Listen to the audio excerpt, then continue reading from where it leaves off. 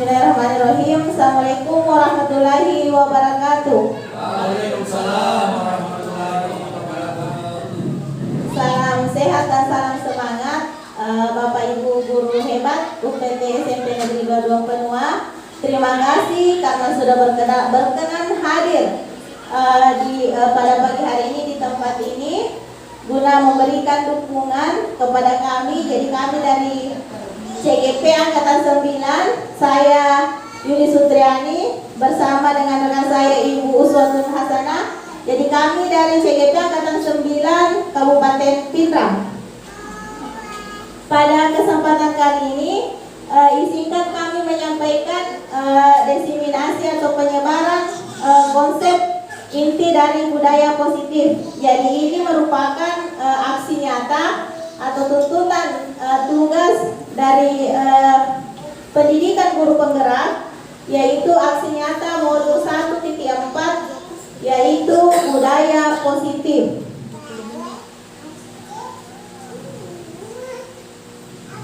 Nah, sebelum masuk ke materi, saya mohon kepada Bapak Ibu guru untuk berkenan berdiri sejenak.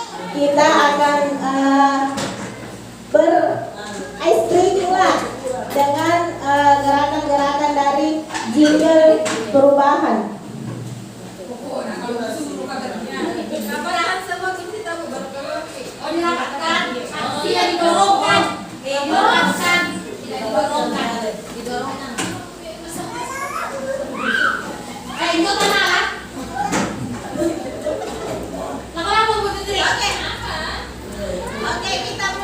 Kita mulai ya Bapak Ibu. Ya. Bapak Ibu, are you ready? Ready.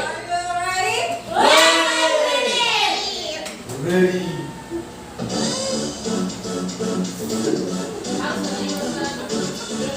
Ikut gerak.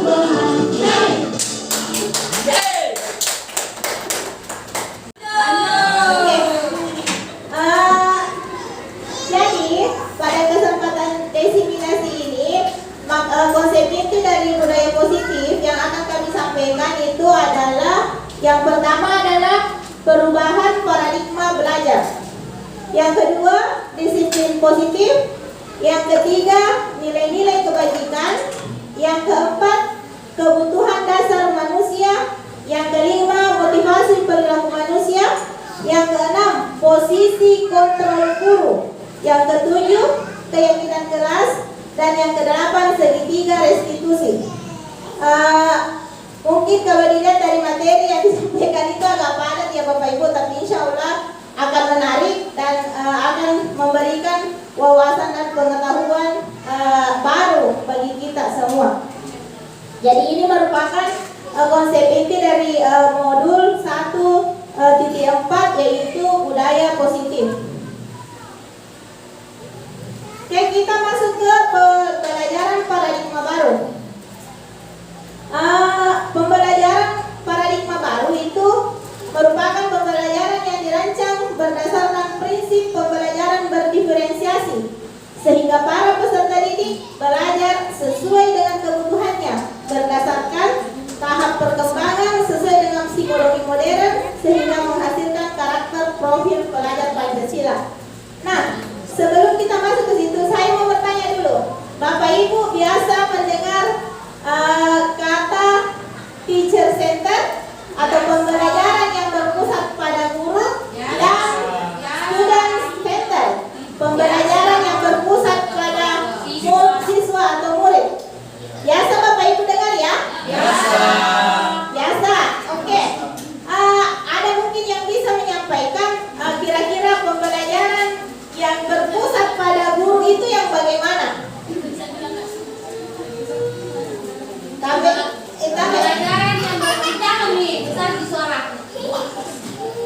Pembelajaran yang teacher center. Lihat, mohon untuk berdiri mungkin Bapak. Ibu kami. Yang teacher center itu yang ada itu pembelajaran sama dahulu seperti pada tahun saya masih sekolah SMP dan SD, di mana guru menjadi satu-satunya sumber informasi. Ya, guru menjelaskan apapun yang kita ingin tahu di kelas, semuanya kembali ke guru. Oke, bagus sekali. Tepuk tangan dulu untuk Ibu Hasia.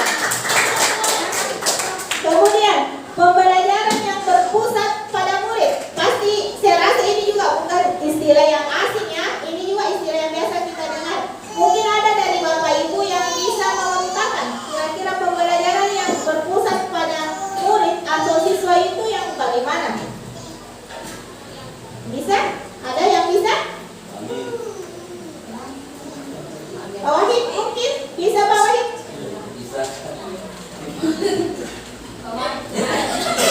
Pak Wahid kan Nah, Pak Amir? Ada Ibu Marwah? Ayo. ya Chandra. Oke, ya silakan Bu.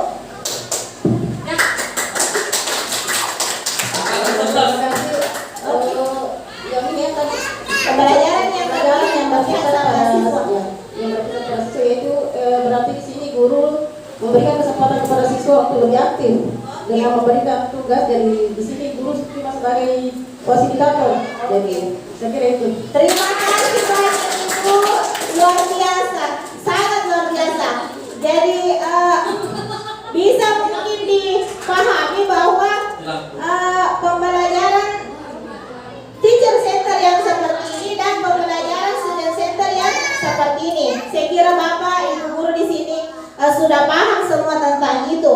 Nah, di sini pembelajaran paradigma baru itu ada kata-kata pembelajaran yang berdiferensiasi. Nah, pembelajaran yang berdiferensiasi di sini itu adalah pembelajaran yang dilakukan oleh guru yang mengutamakan kebutuhan murid. Artinya, kita memberikan pembelajaran kepada siswa kita itu sesuai dengan kebutuhan mereka. Otomatis kalau kita mau melakukan pembelajaran sesuai dengan kebutuhan mereka, berarti kita harus tahu kebutuhan yang mereka butuhkan. Ya. Kemudian bertahap perkembangan sesuai dengan psikologi modern. Artinya ketika kita sudah memahami, maka kita akan memberikan. Kalau mereka misalnya ada istilah kinestetik ya, ada istilah audio, ada istilah visual. Nah, ketika kita sudah memahami itu, maka kita menyajikan pembelajaran yang sesuai dengan gaya belajar mereka, maka pasti yakin dan percaya siswa kita akan memahami pembelajaran dengan baik. Mereka akan merindukan pembelajaran kita. Nah, ketika itu sudah berjalan dengan baik, maka kita akan mencapai ketujuan kita, yaitu profil pendidik, profil pelajar Pancasila. Nah, di sini ada 6 dimensi dari profil pelajar Pancasila. Yang pertama adalah beriman dan bertakwa terhadap Tuhan Yang Maha Esa dan berakhlak mulia. Saya kira itu mungkin itu yang pertama dalam profil pelajar Pancasila, karena sebagai manusia memang itu yang merupakan tujuan utama kita ya, hidup. Bagaimana kita beriman dan bertakwa kepada Tuhan Yang Maha Esa, pencipta kita. Kemudian berkebinekaan global. Terus bergotong royong, kreatif, bernalar kritis, dan mandiri. Jadi tujuan dari pendidikan kita adalah profil pelajar Pancasila. Jadi ke-6 dimensi profil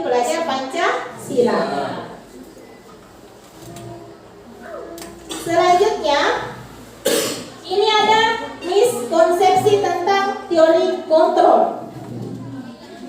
Nah, terkadang ada saya mau memberikan satu ilustrasi seperti ini tentang ini teori kontrol. Di tangan ibu, di tangan bapak ibu ada satu benda yang sangat berharga. Jadi di tangan bapak ibu ada satu benda yang sangat berharga. Silakan genggam benda itu dengan keras. Silakan digenggam benda itu dengan keras.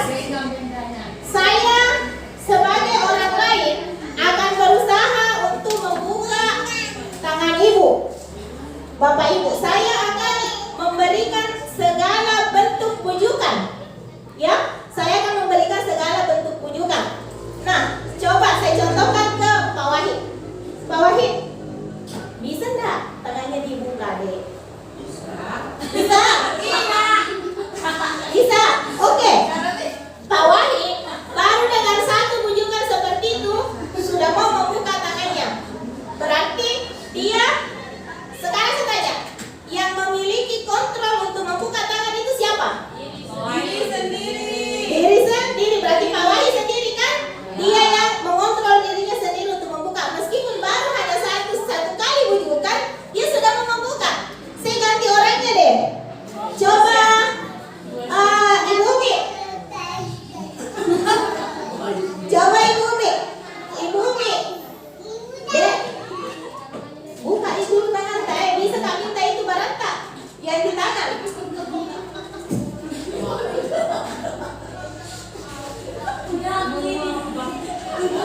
Iya.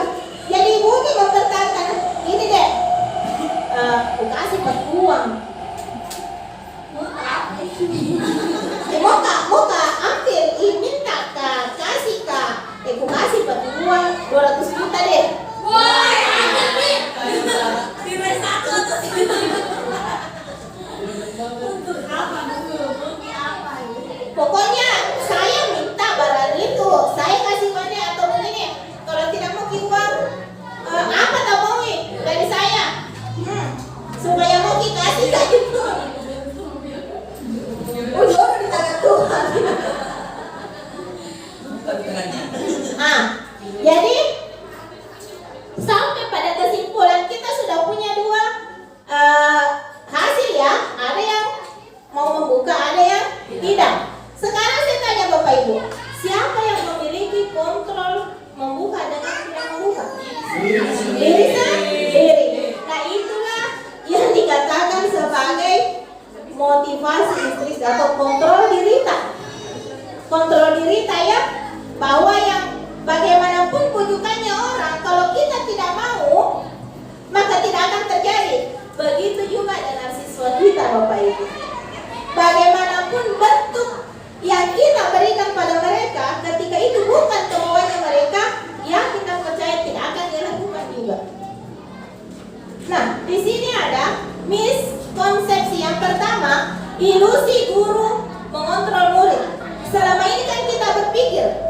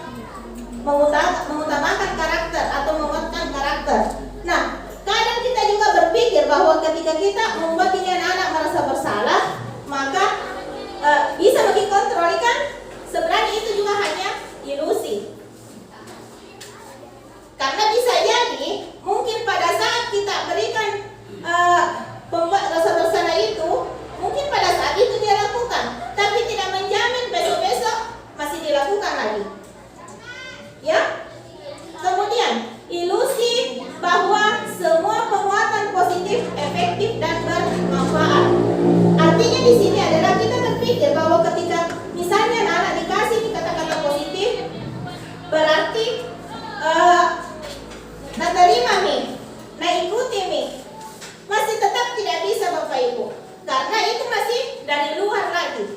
Artinya belum ada tumbuh dari dalam dirinya.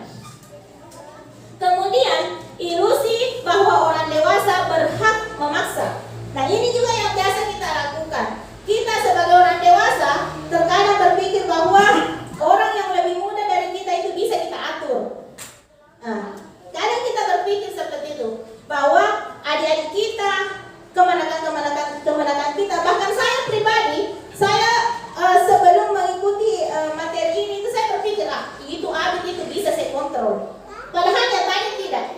Saya berikan dia aturan, harus kau menyapu, jadwal kau menyapu, tapi itu tidak berjalan sesuai dengan keinginannya.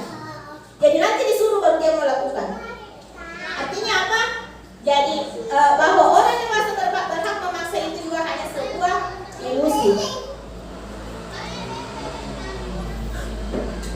Kemudian sekarang kita ada istilah stimulus, respon, kemudian ke teori kontrol. Nah, mengubah paradigma stimulus respon ke pendekatan teori kontrol. Nah, stimulus responnya realitas. Jadi kita berpikir begini, kebutuhan kita itu sama. Nah, kalau menurut teori kontrol, kebutuhan kita itu berbeda.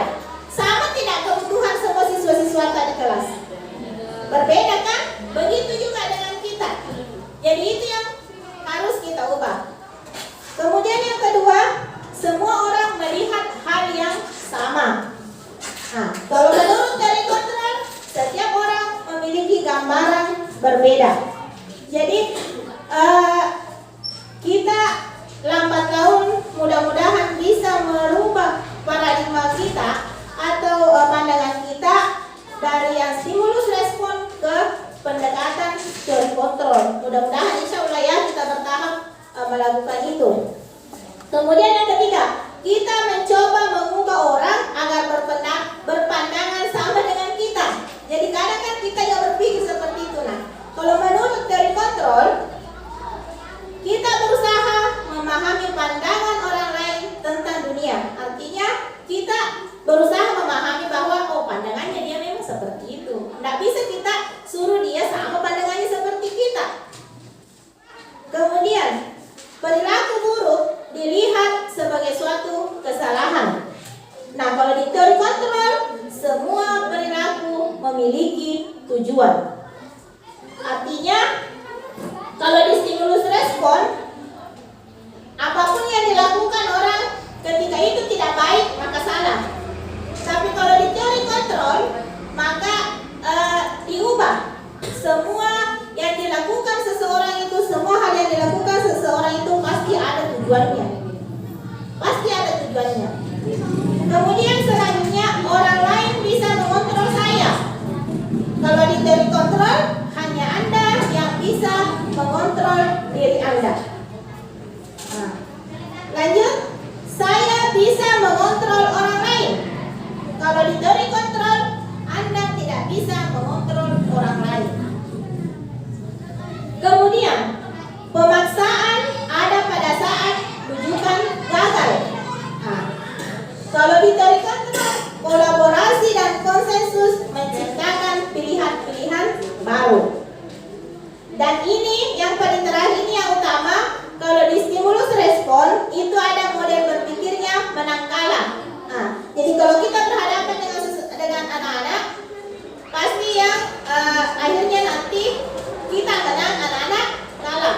Kalau di teori kontrol itu model berpikirnya menang-menang. Jadi guru menang, siswa juga menang. Jadi seperti itu.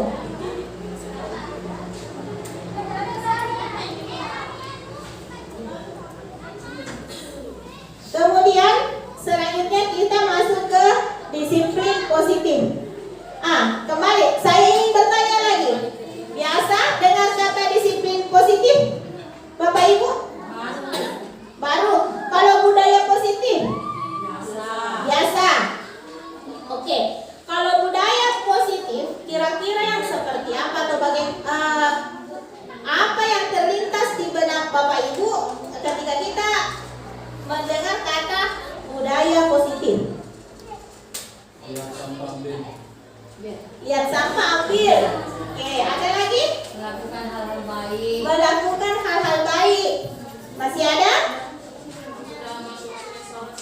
Nah, ketika sudah memasuki waktu sholat berarti sudah harus sholat. Nah, itulah budaya positif. Jadi segala hal yang baik-baik. Nah, kita ke disiplin positif. Nah, disiplin positif atau disiplin itu berasal dari bahasa Latin disiplina, yang artinya belajar. Nah, jadi biasanya kalau kita mendengar kata disiplin, pasti kita kaitkan dengan aturan. Tidak seperti itu, Kak? Kalau kita mendengar kata disiplin, pasti kita mengaitkan dengan aturan, tata tertib, hukuman, konsekuensi. Seperti itu ya? Iya? Nah, oke. Nah, di disiplin positif itu berbeda. Jadi disiplin berasal dari bahasa Latin disiplina, yang artinya belajar. Nah, disiplin ini berkonotasi dengan disiplin diri, yaitu seseorang yang memiliki disiplin diri berarti mereka bisa bertanggung jawab terhadap apa yang dilakukannya, karena mereka mendasari tindakan mereka pada nilai-nilai yang diyakini. Jadi disiplin positif itu atau disiplin di sini itu adalah anak-anak memiliki kesadaran bahwa mereka itu memiliki tanggung jawab atau mereka bertanggung jawab atas apa yang mereka lakukan.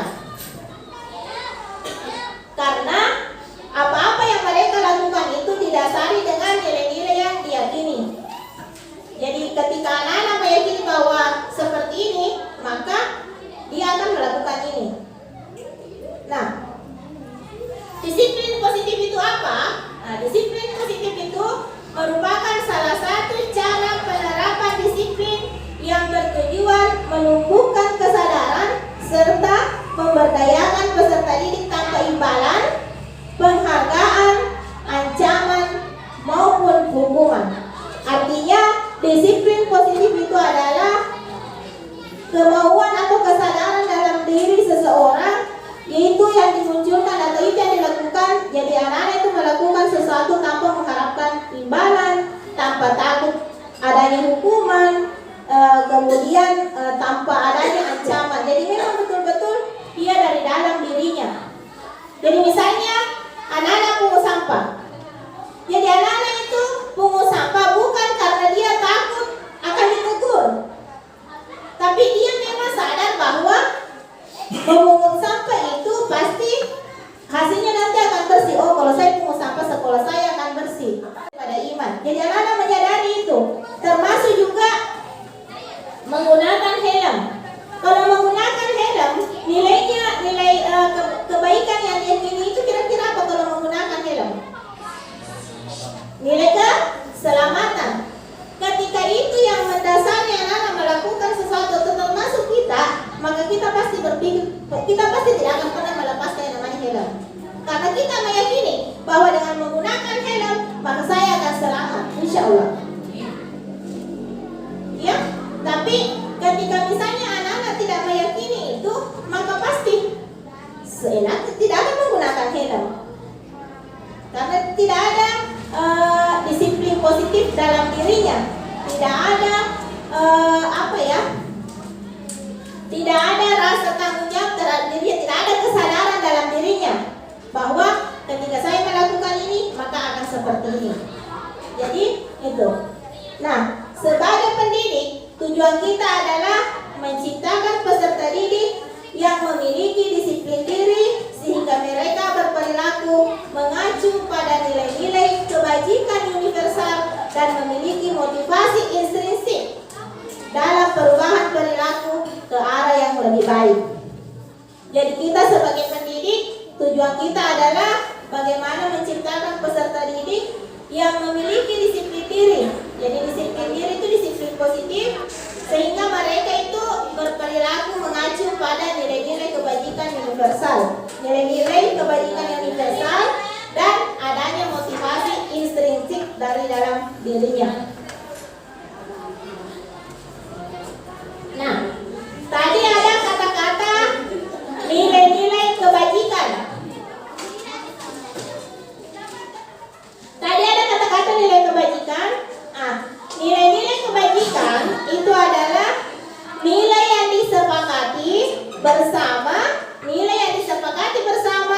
lepas dari suku bangsa, agama, bahasa maupun latar belakangnya. Jadi nilai-nilai kebajikan itu adalah nilai-nilai yang baik. Nah, di sini saya memaparkan beberapa contoh dari nilai-nilai kebajikan. Yang pertama itu adalah dari profil pelajar Pancasila. Jadi nilai-nilai kebajikan itu yang tercantum dalam dimensi profil pelajar Pancasila, nilai-nilai kebaikan atau kebajikan. Kemudian di sini ada dari IBO Privileges Program. Di situ ada toleransi, rasa hormat, integritas, mandiri, menghargai, antusias, empati, keingintahuan, kreativitas, kerjasama, percaya diri, dan komitmen. Kemudian yang ketiga adalah keterampilan hidup atau life skill. Di situ ada nilai kebajikannya, dapat dipercaya, lurus hati, pendengar yang aktif, tidak merendahkan orang lain, kemudian memberikan yang terbaik dari diri. Jadi itu semua contoh-contoh nilai-nilai kebajikan. Nah, selanjutnya adalah kebutuhan dasar manusia. Jadi ini semua materinya, Bapak Ibu, ini rentetan materi yang memiliki keterkaitan satu sama lain sampai di terakhir nanti itu materinya segitiga restitusi, jadi penyelesaian masalah. Nah, di sini kita berbicara lagi tentang kebutuhan dasar manusia. Kebutuhan manusia adalah segala sesuatu yang kita lakukan untuk mendapatkan apa yang kita inginkan. Seluruh tindakan yang kita lakukan memiliki tujuan tertentu, dan semua usaha terbaik yang kita lakukan adalah dalam rangka agar kebutuhan dasar kita terpenuhi dengan baik. Nah, di sini ada 5 kebutuhan dasar manusia. Jadi 5 kebutuhan dasar manusia itu yang pertama adalah bertahan hidup. Silakan. Jadi yang pertama itu adalah bertahan hidup. Yang kedua adalah kasih sayang dan rasa diterima. Yang ketiga adalah penguasaan. Yang keempat kebebasan. Dan yang kelima kesenangan. Nah, untuk jadi tadi itu yang baru saya sampaikan adalah 5 kebutuhan dasar manusia. Yang pertama bertahan hidup. Bertahan hidup itu meliputi tentang kesehatan, tempat tinggal, makanan, dan minuman. Kemudian kasih sayang dan rasa diterima. Di situ termasuk rasa diterima, kemudian dipedulikan, kerjasama, atau menjadi bagian dari kelompok. Kemudian yang ketiga adalah penguasaan. Penguasaan itu tentang harga diri, rasa ingin dibanggakan atau diakui. Jadi terkadang siswa kita itu ada yang kayak mau dibanggakan seperti itu. Jadi itu bentuk penguasaan. Jadi dia kebutuhannya di situ adalah penguasaan. Kemudian memimpin, berprestasi, didengar. Nah, kemudian kebutuhan dasar yang keempat adalah kebebasan. Nah, ini yang mungkin banyak juga sekarang dialami oleh anak-anak kita, di mana mereka itu berperilaku karena kebutuhan mereka itu, kebutuhan dasar mereka adalah yang ingin mereka penuhi adalah adanya kebebasan. Nah, di situ sikap anak yang seperti bagaimana anak itu lebih mandiri, kemudian memiliki pilihan, kemudian mencoba hal-hal baru. Nah, ketika seseorang ingin memenuhi kebutuhan dasarnya akan kebebasan, pasti dia akan mencoba hal-hal baru. Kemudian mampu mengendalikan diri. Selanjutnya adalah kesenangan. Terkadang juga dalam kelas itu anak-anak sering, mungkin sementara kita belajar, anak-anak itu keliling, lari-lari kan. Sebenarnya kebutuhan yang mereka penuhi itu adalah kebutuhan akan rasa senang, kesenangan. Jadi di situ anak-anak bermain, humor, tertawa, dan lainnya.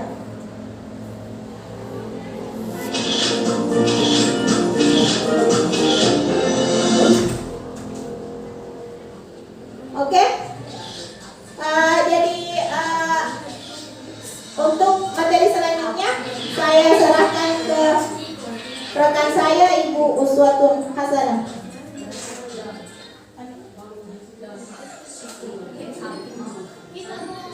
Ya.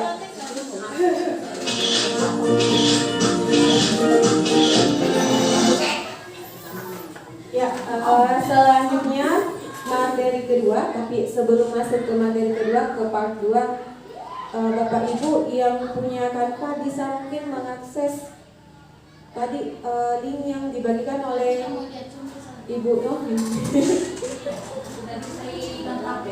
Ya. Ya, kalau ada yang bisa terbuka silakan karena mati lampu pada musik, jadi masing-masing Bapak Ibu kalau bisa membuka Canva-nya masing-masing dan memutar video. Iya. Tapi masing-masing Bapak Ibu lihat.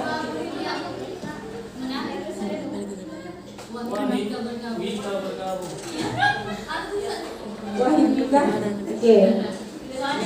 Kita mulai saja ya Bapak Ibu.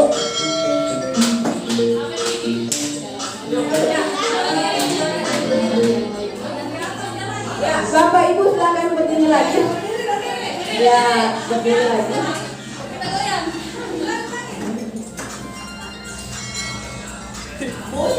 Menggapai bintang. Ya, bisa saya mulai?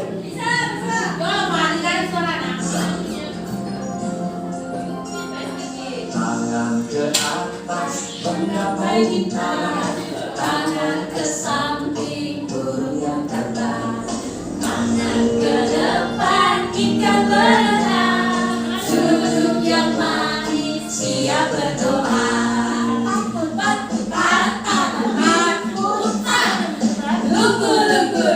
Tangan digeleng,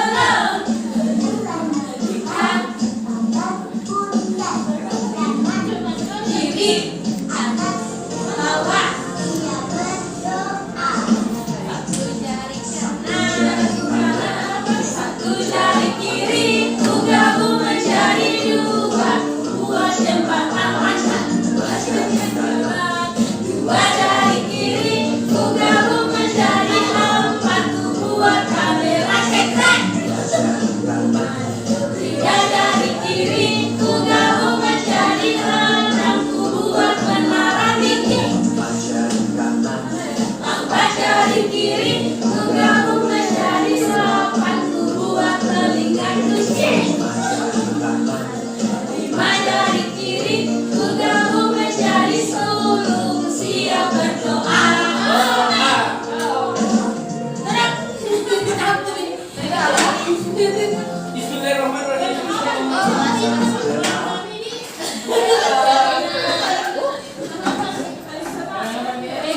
Ya, terima kasih atas semangatnya Bapak Ibu. Ibu Wasia ya. Beri dulu tepuk tangan untuk Bu Wasia. Tepuk tangan Ibu. Kasih W, kasih O, kasih W. Wow. Oke, selanjutnya materi selanjutnya itu motivasi perilaku manusia. Nah, di sini kalau kita membahas tentang motivasi, maka akan dibagi menjadi dua, yang mana ada motivasi intrinsik dan motivasi ekstrinsik. Nah, kalau motivasi ekstrinsik itu biasanya kita melakukan perilaku itu karena yang pertama untuk menghindari ketidaknyamanan atau hukuman. Nah, biasanya ini mungkin Bapak Ibu sering melakukan karena takut ditegur oleh pimpinan atau bagaimana. Jadi Bapak Ibu memiliki motivasi untuk menyelesaikan sesuatu itu ya. Namun ini kategori masih ekstrinsik, tidak dibenarkan adanya. Tapi semua manusia itu akan melakukan yang seperti itu. Nah, kemudian yang kedua masih motivasi ekstrinsik, yaitu untuk mendapatkan penghargaan atau imbalan. Biasanya di sini anak-anak kita kalau misalnya diberikan sesuatu, dia baru mau menyelesaikan pekerjaan itu. Misalnya, nah coba minta tolong ibu, pergi misalnya di kelas ini nanti ku kasih uang. Berarti itu kategori motivasi ekstrinsik, tidak dibenarkan sama sekali. Tapi mau tidak mau itu kebanyakan manusia tidak bisa menghindarinya. Nah, kemudian kalau motivasi intrinsik itu untuk menjadi orang yang diinginkan dan menghargai diri sendiri dengan nilai-nilai yang mereka percaya. Misalnya, kalau saya belajar, otomatis saya akan pintar, saya akan bisa, kalau saya selesaikan ini tugas, maka saya akan merasa senang. Itu adalah motivasi intrinsik. Nah, motivasi intrinsik ini kalau bisa diterapkan kepada guru juga dan diterapkan kepada anak-anak kita. Karena kenapa? Kalau anak-anak kita memiliki motivasi intrinsik, maka apapun yang dia lakukan itu akan dari dalam dirinya, bukan karena suatu hukuman atau ingin mendapatkan imbalan dari orang lain. Nah, kemudian di sini kalau dalam hai, halo, kalau misalnya saya bilang wow, berarti bapak ibu guru bilang amazing. Kalau saya bilang amazing, berarti bapak ibu guru bilang wow. Amazing? Wow. Wow, amazing? Wow. Bisa saya lanjut ya. Di sini akan kita bahas. Silahkan bapak ibu melihat PowerPoint yang sudah saya siapkan di Canva karena ini mati lampu. Jadi bapak ibu silahkan akses masing-masing. Di sini saya akan membahas tentang perbedaan hukuman, konsekuensi, dan restitusi.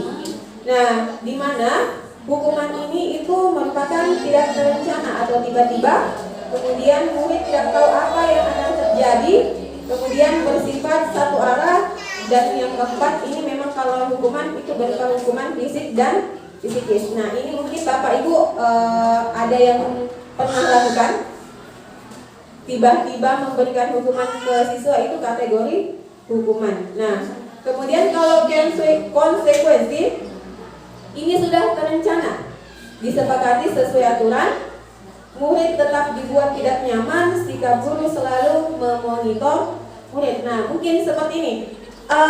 Contoh kapan kita melaksanakan konsekuensi, misalnya dalam pembelajaran PJOK, siswa kita telat 10 menit, gitu ya. Sebelumnya kita membuat aturan, jika kalian telat 10 menit, maka kalian keliling lapangan 5 kali. Nah, kalau itu dilaksanakan, itu kategori konsekuensi. Namun, apakah siswa kita merasa nyaman? Apakah siswa kita merasa nyaman ketika dia berlari mengelilingi 5 kali lapangan? Tidak. Nah, itu ya. Konsekuensi itu dilakukan karena ada aturan. Namun, harus digarisbawahi bahwa siswa kita tetap tidak merasakan kenyamanan. Nah, sedangkan yang ketiga yaitu restitusi, yaitu proses menciptakan kondisi murid untuk memperbaiki kesalahan. Kemudian yang kedua, proses kolaborasi untuk mengajarkan murid mencari solusi sendiri. Misalnya, kemarin ada kasus memecahkan jendela di kelas 7-1. Nah, ada kelas 7-2 ya Bapak Ibu kasusnya. Nah, di situ salah satu guru kita sudah menerapkan yang namanya restitusi dengan cara dia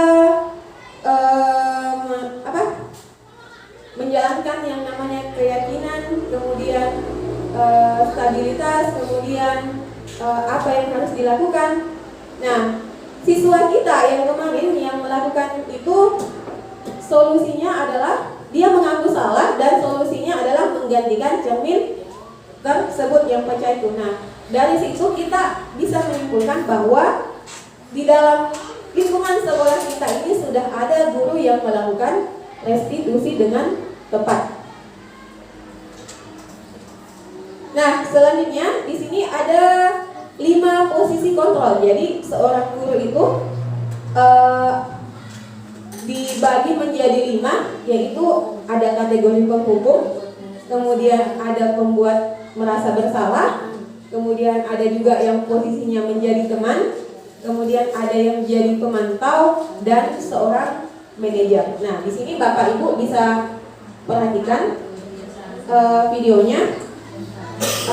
Tapi nanti ya kita masuk ke dulu contoh penerapan 5 kontrol guru. Di sini kasus siswanya yang saya angkat adalah siswa tidak memakai atribut lengkap saat upacara hari Senin.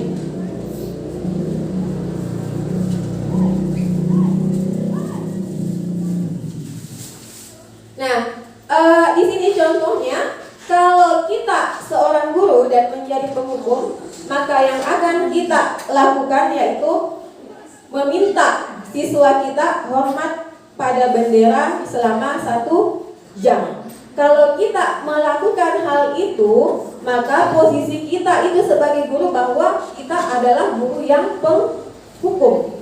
Nah, sedangkan kalau misalnya kita mengatakan ke siswa kita, nah, berapa kali Bapak Ibu harus memberitahu kamu selalu mengecewakan Ibu. Nah, ketika kita melakukan itu dan menyampaikan itu kepada siswa, maka posisi kita di depan siswa kita itu adalah pembuat merasa bersalah. Karena kita mengutarakan kekecewaan kita kepada murid kita. Nah, apakah murid kita merasa bersalah? Tentunya. Ya, apalagi kalau murid-murid kita yang memang kategori siswa yang kategori teladan ya, dia akan merasa bersalah. Nah, kemudian yang ketiga, kalau kita mengatakan, nah, ayo ikuti aturan. Ibu minta tolong untuk sekali ini, lain kali jangan diulangi. Maka itu adalah percakapan kita sebagai seorang teman ke siswa kita. Nah, selanjutnya yaitu posisi pemantau, di mana contoh kalimatnya adalah, nah, kamu sudah melanggar aturan sekolah, kamu sudah tahu konsekuensinya. Setelah upacara, kamu beri atribut kamu. Maka kita adalah kategori guru yang posisi kontrolnya adalah seorang pemantau. Nah, kalau kita seorang manajer, kalau kita menerapkan guru sebagai seorang manajer, maka kita akan melakukan komunikasi baik dengan siswa. Apakah kamu sudah tahu kesalahanmu? Jadi kita meminta siswa dulu untuk mengetahui apakah dia merasa bersalah atau tidak. Nah, kemudian setelah misalnya dia mengaku salah atau dia menyadari bahwa dia salah, maka sebagai seorang guru yang memiliki posisi kontrol manajer, maka kita harus menanyakan bagaimana kamu memperbaiki kesalahanmu. Nah, seperti yang dilakukan guru kita yang memecahkan cermin di 71. Maka cara memperbaikinya itu adalah menggantikannya cermin itu. Nah, kemudian selanjutnya di situ Bapak Ibu guru silakan ditentukan. Misalnya kalau saya kecewa sekali sama kamu, berarti guru itu dalam kategori posisi ya, kalimatnya itu ya, silakan Bapak Ibu tentukan dari 5 posisi itu. Kalau kalimatnya seperti ini, saya kecewa sekali sama kamu, maka posisi kontrol kita sebagai seorang guru adalah membuat merasa bersalah. Oke. Nice Bapak Ibu. Nah, kemudian yang kedua, kamu tidak pernah benar dalam melakukannya. Kira-kira posisi apa itu? Apa? Posisi apa? Ya, kalau dari sini penghukum. Kalau Bapak Ibu dari sini,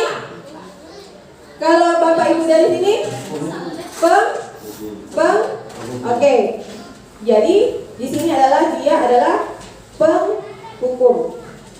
Nah, kemudian apa rencanamu untuk menyelesaikan ini?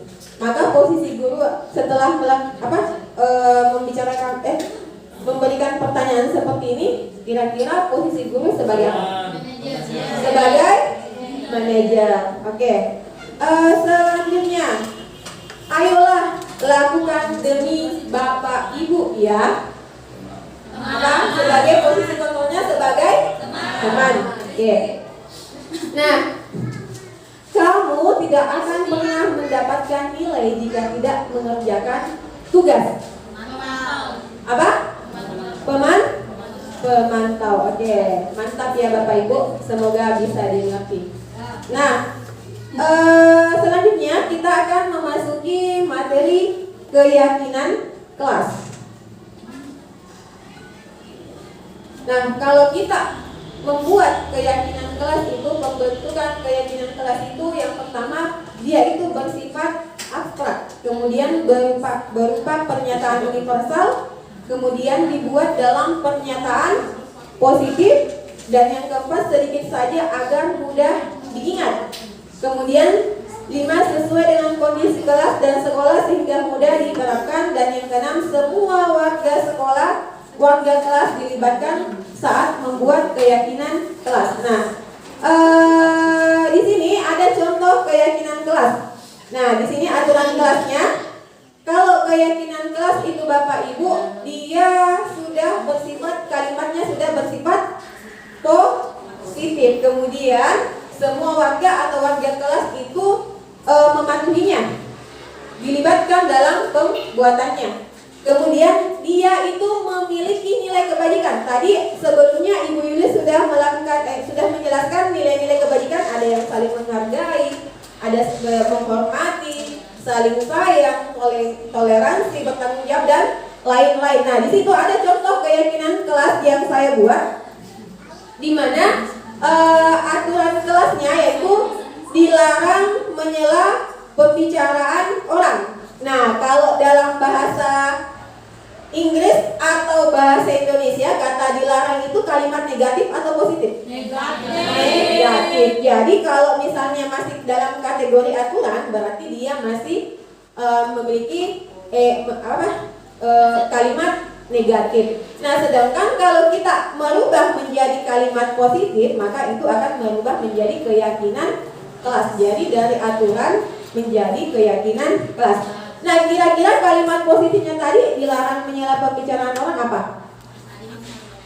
Apa kalimat positifnya? Meminta izin ketika ingin berbicara atau menyampaikan pendapat. Kemudian nilai kebajikannya apa? Saling menghargai satu sama lain. Nah, di sini saya akan membagikan kertas sama Bapak Ibu. Jadi silakan Bapak Ibu buat aturan kelas, kemudian merubahnya menjadi keyakinan kelas dan mencari nilai kebajikan apa yang diterapkan dalam situ. Ya, satu guru ya. Tidak ada pulpen? Ya, kalau misalnya tidak ada pulpen, Bapak Ibu bisa menyelesaikannya di note HP Bapak Ibu. Bapak Ibu kan punya note. Ya, silakan diselesaikan di situ. Cari aturan kelas, kemudian diubah menjadi kalimat positif. Kemudian cari nilai kebajikannya. Ya, Bapak Ibu, saya berikan waktu sekitar 5 menit untuk menyelesaikannya.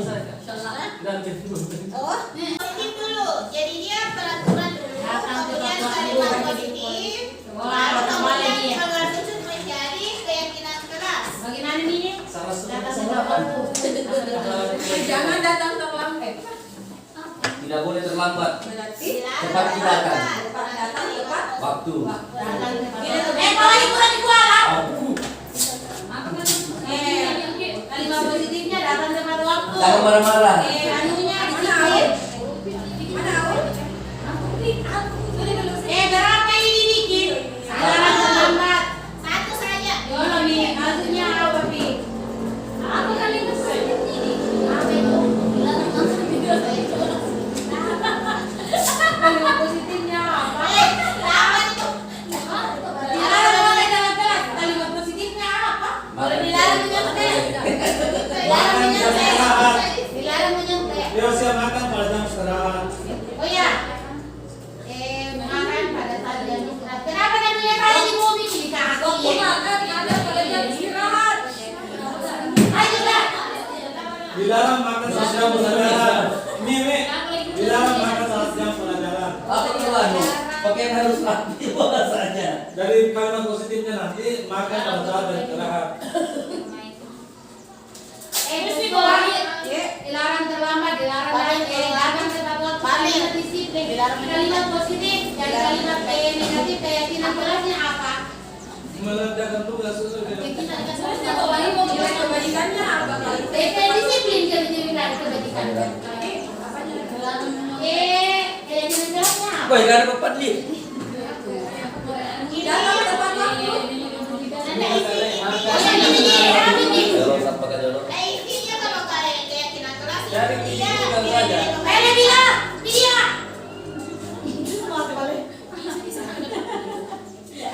Dilarang teriak dalam materi.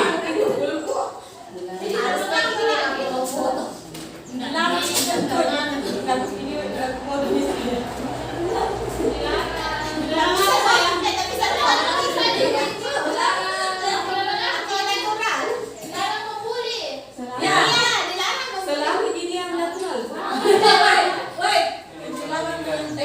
Biar ada PP tapi itu itu aja. Sini. Ada Mengerjakan tugas sendiri. Ya, mengerjakan tugas sendiri. Apa nilai kebajikannya di dalam makan? Diet. Ya disiplin kan Diet.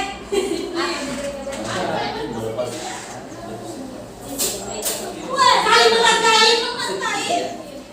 bukan kalimat positif kalau saling menghargai keyakinan kelas. Sudah ini apa dan saya tidak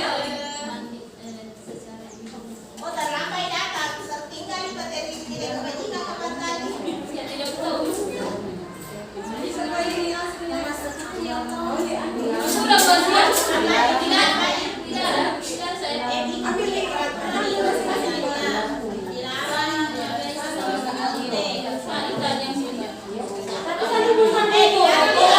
Toleransi wanita, nilai positifnya. Iya, toleransi. Itu tadi kalimat positifnya saling menghargai satu teman. Apa yang positifnya kalau anu dilarang keluar kembali dalam pekerjaan sekolah? Kelas. Anu positifnya dilarang keluar kembali dalam kelas. Apa maksudnya di sana lo? Gitu contohnya. Positifnya meminta izin saat ini yang punyanya orang lain. Iya, boleh. nanti dia lanjutnya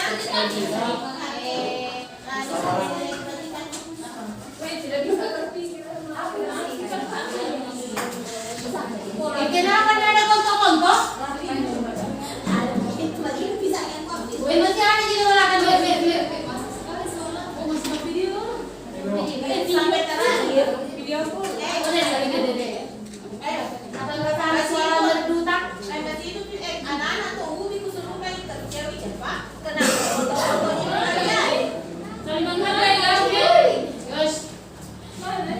Woi panas nih tenang. Dilarang membaca Dilarang berkelahi. Di dalam harus ada tanya-tanya. Terakhir dulu dalam kelas. Ada Sasan tidak membayar. Nilai positifnya saling berbagi. Saling Tapi Kenapa bisa anak tidak ada orang mengambil karena dari yang anak itu dilarang makan dalam kelas, harus makan di kantin. Becok kanan nih, nanti bikin salah, nanti salah.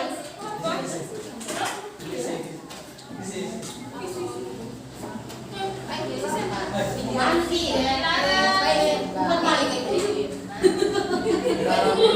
Semua ada bukan balik, nanti kelihatan. Oh ini banyak fotonya. Oh ini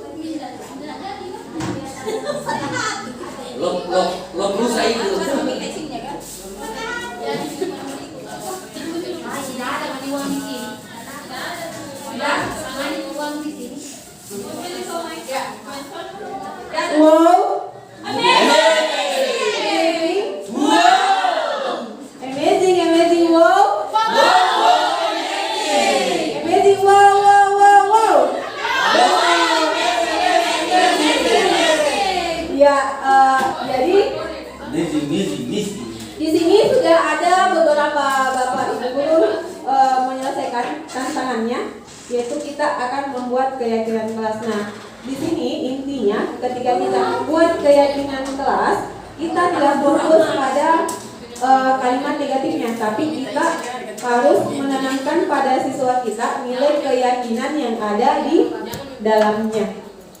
Nah, di sini ada dilarang membuang sampah di dalam kelas. Kalimat positifnya meminta izin ketika ingin membuang sampah. Nilai kebajikannya adalah saling itu menjaga kebersihan. Nah, saya akan baca random saja ya Bapak Ibu. Di sini ada aturan kelasnya juga, dilarang menyontek. Ketika kita ingin mengubahnya ke keyakinan kelas, maka kalimat positifnya mengerjakan tugas sendiri. Kemudian nilai kebajikan yang akan ditanamkan ke siswa kita adalah percaya diri dengan jawabannya ya. Nah, selanjutnya dilarang mengeluarkan baju seragam di dalam kelas. Kemudian kalimat positifnya berpakaian rapi di dalam kelas. Kira-kira nilai kebajikannya apa Bapak Ibu? Disiplin.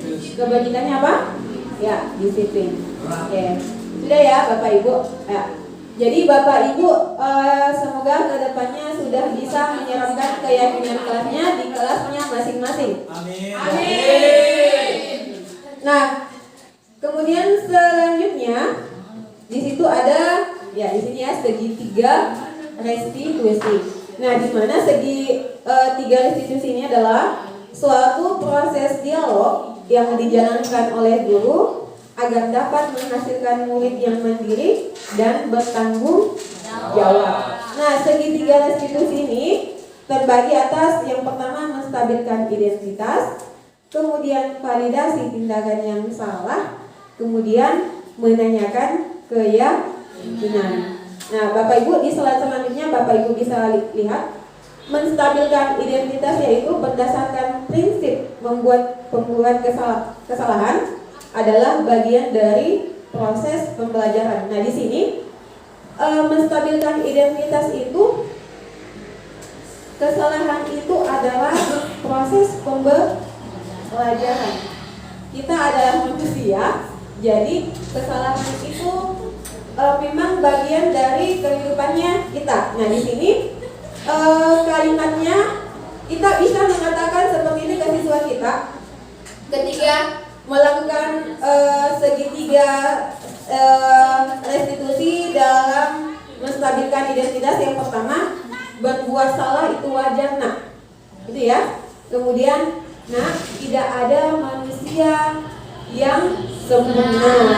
Kemudian sebagai orang yang terdahulu lebih dia, kalau bahasanya orang tua, saya sudah lebih banyak makan nasi dibanding kalian. Nah, ibu bapak juga pernah melakukan itu.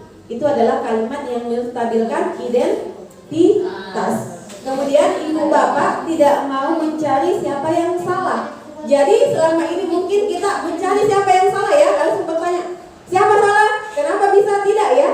Tapi kita mengatakan ibu bapak tidak mau mencari siapa yang salah, tapi ibu bapak ingin mencari solusi dari permasalahan ini. Nah, kemudian yang terakhir, kamu berhak merasa begitu. Ini adalah menstabilkan identitas. Nah, kemudian yang kedua, menstabilkan identitas itu juga kayak kita mengakui apa yang dirasakan oleh siswa kita. Kalau misalnya siswa kita jengkel, kita harus mengakui itu bahwa dia memang jengkel, ya. Kemudian validasi tindakan yang salah berdasarkan prinsip setiap perilaku berupaya memenuhi suatu kebutuhan tertentu. Nah, di sini kita mengatakan ke siswa, kamu pasti punya alasan mengapa melakukan itu.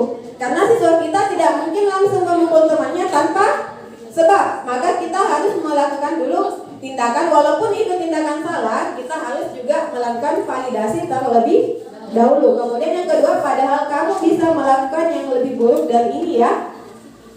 Kemudian kamu patut bangga karena telah melindungi sesuatu yang penting buat kamu. Kemudian kamu melakukannya karena mempertahankan sesuatu yang penting bagi kamu. Jadi siswa kita di sini bisa saja memukul temannya karena dia ingin mempertahankan sesuatu yang ada dalam dirinya. Ya Bapak Ibu. Nah, kemudian yang selanjutnya menanyakan keyakinan. Berdasarkan prinsip teori kontrol bahwa pada dasarnya kita termotivasi secara intrinsik. Apa keyakinan kelas kita? Jadi kalau misalnya siswa kita melakukan atau teman kita selalu apa itu istilahnya kalau mau kobe-kobe mencolek temannya, jangan langsung, ternyata tidak boleh langsung dimarahi, tapi lebih diutamakan dulu menanyakan keyakinan. Apa keyakinan kelas kita? Dia harus mengingat kembali keyakinan kelasnya kita. Jangan langsung hey, jangan kasih begitu temannya, tidak ya. Kita harus menanyakan dulu. Nah, keyakinan kelas kita apa? Yang sudah kita kesepakati, yang sudah kita buat itu apa? Kemudian nilai-nilai apa yang telah kita kesepakati bersama. Nah, kemudian anak ya, menurut siswa kita. Kemudian kamu ingin menjadi orang yang seperti apa? Nah, ya untuk sebagai apakah Bapak Ibu sudah mengerti tentang restitusi di sini, saya akan membagikan kasus. Kita berapa orang di sini Bapak Ibu? 1, 2, 3, 4, 5, 6, 13. 15 dengan Ibu Yulis. Nah, Bapak Ibu silahkan cari pasangan. Kalau bisa satu kelompok itu 2 orang. Di sini kita akan ada yang apa namanya? Ya, ada yang sebagai guru, kemudian ada yang sebagai ahli, kemudian ada yang sebagai amira. Oh, satu kelompok itu 3 orang. Ya, satu kelompok 3 orang. Jadi ada yang sebagai guru, ada yang sebagai ahli, dan ada yang sebagai amira. Nah, tugasnya seorang guru adalah melakukan restitusi. Ya, silakan Bapak Ibu berbagi kelompok, silakan mencari kelompoknya. Di situ ada kasus Ali, seorang murid kelas 8 SMP Pelindung. Sewaktu jam istirahat siang baru dimulai, Ali melihat Amira yang sedang memperhatikan hasil ujian ulangan yang didapatkannya. Ali menghampiri Amira dan bertanya, berapakah nilai yang kamu dapatkan? Amira menjawab mendapatkan nilai 60. Seketika Ali merasa senang dengan nilai 90. Rasa senang Ali keluar dengan mengucapkan, "Ye, nilai saya lebih bagus dari kamu, Amira. Kamu tidak belajar dengan benar sih." Ya, seperti itu ya Bapak Ibu. Silakan, ada sebagai guru, ada sebagai ahli dan Amira. Yang guru silakan melakukan restitusi. Ya.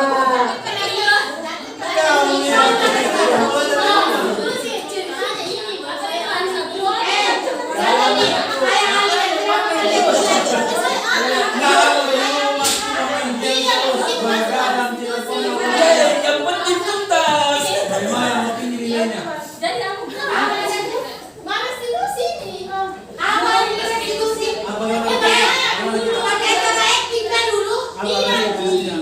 Jadi gurunya itu melakukan restitusi, sedangkan Ali dan Amira harus melakukan apa yang dikata apa? Menjawab pertanyaan dari kegiatan restitusi yang dilakukan oleh guru.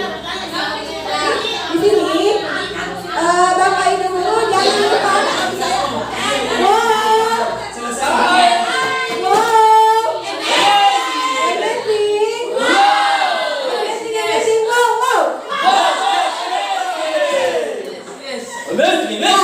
Di sini Bapak Ibu guru jangan lupa melakukan segitiga restitusi, yaitu ada menstabilkan identitas, melakukan tindakan yang salah, dan menanyakan keyakinan. Ya, silakan Bapak Ibu.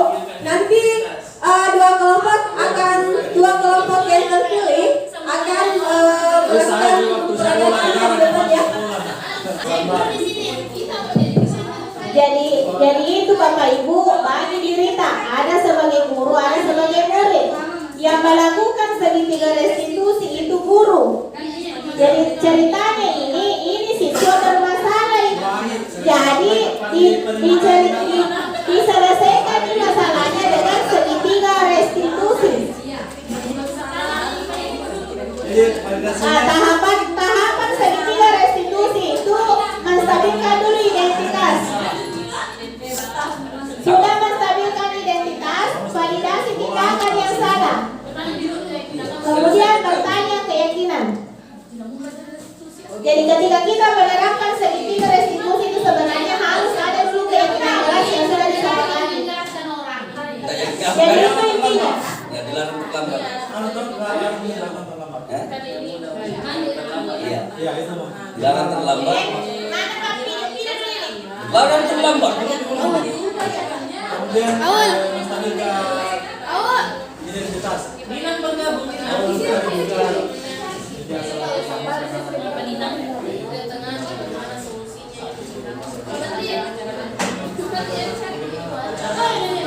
Apa?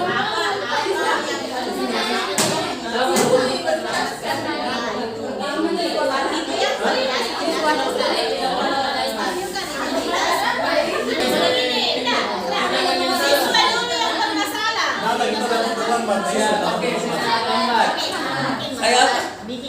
Iya, satu. Satu lagi. Saya lagi. Iya. Berapa kasus kah? Karena diolong-olong sama Ari. Dia menanya, Amira menanya. Oh, saya kira kasus baru dibikin.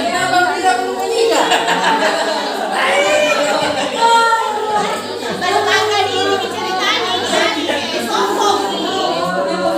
Sombong si Ari. Tinggi nilainya. Karena tinggi nilainya. Nah ini, nangis ini. Sakit hati. Baru diselesaikan. Stabilkan kita. Tiga tahapan segitiga restitusi itu. Saya dulu lihat nilai. Terlalu menstabil saya. Menstabilkan dulu, kemudian validasi tindakan yang salah, kemudian menanyakan keyakinan. Menanyakan keyakinan itu ditanya. Keyakinan apa yang sudah disepakati. Kemudian misalnya anak saya menghargai. Keyakinannya yang penting tuntas. Bukan keyakinan itu. Yang keyakinan itu tidak jadi kebajikan. Menstabilkan identitas dulu. Keyakinan itu hal yang tidak terlihat. Yakini. Yang keyakinan di sini yang dimaksud oleh keyakinan kelas yang sudah disepakati. Oh, iya.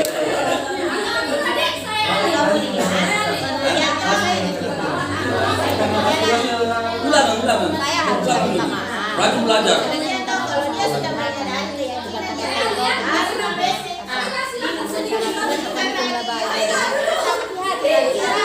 apa yang mau dilakukan supaya sudah dilanggarnya.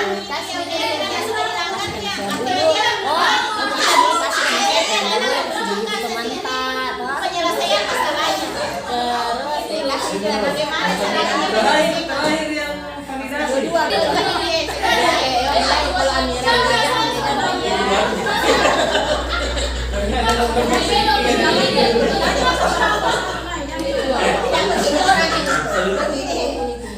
Oh, lagi judul lain. Ada tinggi. Ada begitu memang kau. Mas, ada dua di depan dia. Tinggi nilainya. Oh, kita.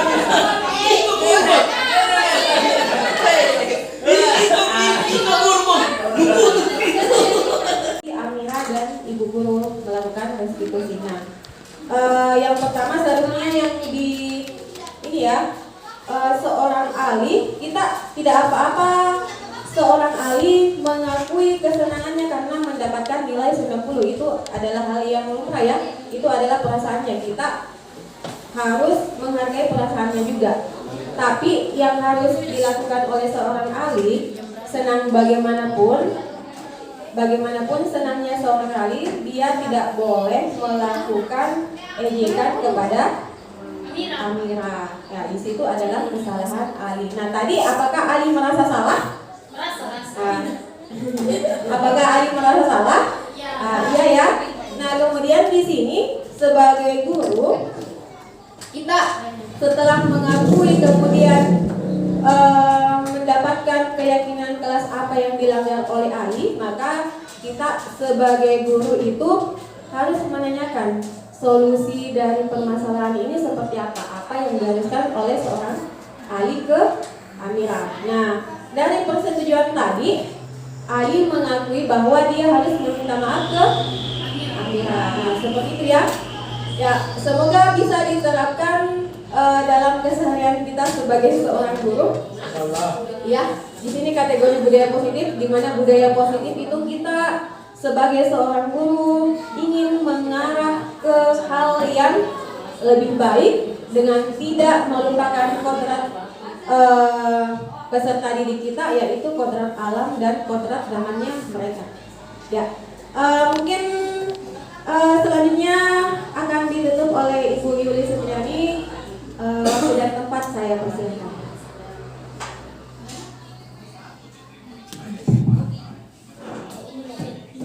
Oke, jadi demikian tadi Bapak Ibu pemaparan dari rekan saya Ibu Buswadun tentang teori motivasi, kemudian 5 posisi kontrol, kemudian keyakinan kelas, dan yang terakhir tadi adalah segitiga restitusi. Jadi idealnya atau sejatinya kita sebagai seorang guru yang berpihak pada murid itu adalah kita bertindak sebagai manajer. Nah, ketika kita bertindak sebagai manajer, maka penyelesaian masalah yang akan kita lakukan itu pasti menggunakan segitiga restitusi. Kemudian sebagai tambahan mungkin kemarin pada saat elaborasi pemahaman saya sempat bertanya dengan instruktur. Jadi saya berbagi dengan Bapak Ibu. Saya bertanya kepada instruktur seperti ini. Tapi Bu, bagaimana jika seandainya siswa saya itu tipikal siswa yang tidak mau bercerita? Kan intinya ketika segitiga restitusi itu berarti kita harus melakukan kolaborasi atau komunikasi dengan siswa kan? Tapi bagaimana jika seandainya siswa itu tidak mau diajak berbicara? Kan terkadang ada siswa yang memang biar ditanya bagaimanapun, iya saja, atau bahkan dia tidak menyahut. Ada yang siswa yang seperti itu, bahkan mungkin ada yang kasus seperti itu, siswanya sangat pendiam, kemudian tanpa disangka ada satu masalah yang muncul dan yang menjadi tombak masalah itu adalah dia. Nah, ketika kita mau melakukan segitiga restitusi, apakah bisa? Kita kalau model siswa seperti itu, jawaban dari instruktur saya adalah ketika memang siswa tidak bisa permasalahan siswa itu tidak bisa diselesaikan dengan segitiga restitusi, tidak apa-apa kita sebagai seorang guru mundur satu langkah. Mundur satu langkah artinya apa? Kita berada di posisi pemantau. Jadi kita kembali ke peraturan kelas atau peraturan sekolah yang ada. Artinya kita mundur satu langkah, tapi tidak boleh mundur berlangkah-langkah sampai di penghukum atau posisi sebagai penghukum atau posisi sebagai pembuat merasa bersalah atau posisi sebagai teman. Kalau bisa kita hindarilah itu. Jadi itu titipan saya untuk Bapak Ibu. Jadi mari kita bersama-sama merubah paradigma kita. Mari kita bersama-sama melakukan proses untuk menuju menuntun anak-anak kita ke hal-hal yang baik, karena sejatinya seorang guru itu adalah menuntun. Jadi kalau Ki Hajar Dewantara itu mengibaratkan guru itu adalah seorang petani. Jadi guru itu seorang petani. Guru menyiapkan ladang yang bagus, kemudian melakukan perawatan yang bagus, otomatis hasil yang dicapai itu pasti akan bagus. Jadi yang sebagai bibit ini adalah siswa. Jadi meskipun bagaimana bagusnya siswa ketika kita tidak memelihara siswa itu, kita tidak menyiapkan lahan yang bagus untuk bibit itu, pasti hasilnya juga tidak akan maksimal. Jadi itu pesan dari Bapak Pendidikan kita, Bapak Ki Hajar Dewantara. Jadi sejatinya seorang guru itu adalah menuntun siswa sesuai dengan kodrat alam dan kodrat zaman. Jadi saya akhiri. Terima kasih Bapak Ibu atas kehadirannya pada kesempatan kali ini.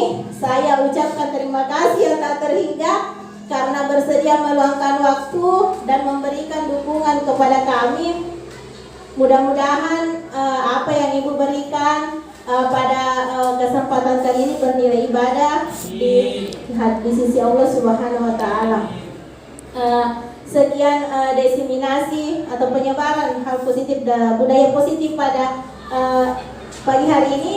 Sekian dari kami atas nama saya sendiri Yuli Sutriani dan rekan saya Ibu Uswatun Hasanah. Assalamualaikum warahmatullahi wabarakatuh.